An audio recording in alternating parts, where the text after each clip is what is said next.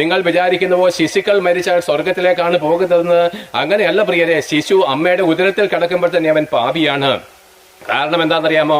അവന്റെ അപ്പൻ ആദമാണ്. ആദം സാത്താന്റെ സന്തതിയാണ്, ദൈവത്തിന്റെ ശത്രുവാണ്. ഒരു കുഞ്ഞ് അവന്റെ അമ്മയുടെ ഉദരത്തിൽ കിടക്കുമ്പോൾ തന്നെ അവൻ പാപിയാണ്. പാപിക്ക് ദൈവരാജ്യം അവകാശമാക്കുവാൻ കഴിയത്തില്ല.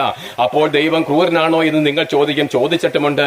അങ്ങനെയാണെങ്കിൽ ഒരു കുഞ്ഞ്, 1 വയസ്സുള്ള ഒരു കുഞ്ഞ്, 2 വയസ്സുള്ള ഒരു കുഞ്ഞ്, അല്ലെങ്കിൽ എന്താണ്, തിരിച്ചറിവ് ഉണ്ടാകുന്നതിന് മുമ്പ് അവൻ ഏതെങ്കിലും രീതിയിൽ മരിച്ചു പോയി കഴിഞ്ഞാൽ അവൻ സ്വർഗത്തിലല്ല നരകത്തിലേക്കാണ് പോകുന്നതെങ്കിൽ ദൈവം ക്രൂരനാണ്, ദൈവം എന്താണ്, നീതിമാനല്ല എന്ന് ക്രിസ്ത്യാനികൾ പോലും ഞങ്ങളോട് പറയാറുണ്ട്. എന്നാൽ പ്രിയപ്പെട്ടവരെ, അപ്പന്മാരും അമ്മമാരുമായിട്ടുള്ളവരെ, നിങ്ങളുടെ കുഞ്ഞുങ്ങൾ സ്വർഗരാജ്യം അവകാശമാക്കണമെങ്കിൽ നിങ്ങൾ മാനസാന്തരപ്പെട്ട് ക്രിസ്തുവിലേക്ക് തിരിയണം. നിങ്ങൾ വിശുദ്ധന്മാരായിട്ട് തീർന്നാൽ നിങ്ങളുടെ മക്കളും വിശുദ്ധന്മാരെന്നാണ് വചനം പറയുന്നത്.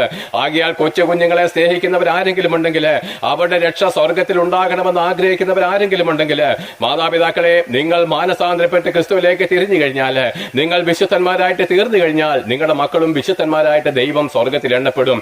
അവർക്ക് നിത്യരാജ്യത്വത്തിലേക്ക് പ്രവേശിപ്പാനുള്ള വഴിയും തുറക്കും.